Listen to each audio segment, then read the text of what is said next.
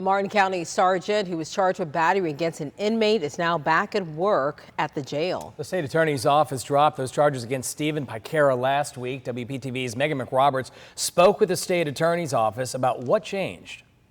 When it comes to working inside a jail, Attorney Rick King knows keeping order can be a challenge. Part of that sometimes means that there's going to be disruptions and uses of force. Those things occur normally within the working environment of the county jail. But last summer, Sergeant Stephen Picara was arrested on accusations of pushing and hitting an inmate in a wheelchair 3 times in the medical wing. Investigators still not releasing the video for medical privacy reasons.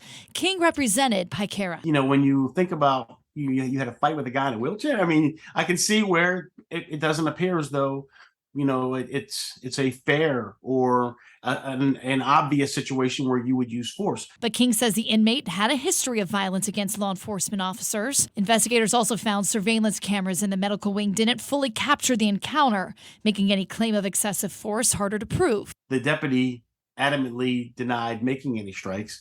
There was conflicting testimony as to whether that occurred or not. On top of that, King says the inmate couldn't remember what happened. What he remembered and what he recalled where I think we're going to be a challenge. And a law enforcement witness had conflicting statements. My prosecutor can't go in and prosecute a case if we think that at this point things have changed significantly from day one. Chief Assistant State Attorney Steve Gosnell said the state dropped the charges just as Picara was prepared to argue a stand your ground defense. Use of force experts agreed it was reasonable to believe Picara had a concern for his well-being. In the stand your ground motion, they were arguing that the officer had the right to use self-defense because the inmate was swinging at him. Picara is now back to work at the jail after being on unpaid leave for about a year.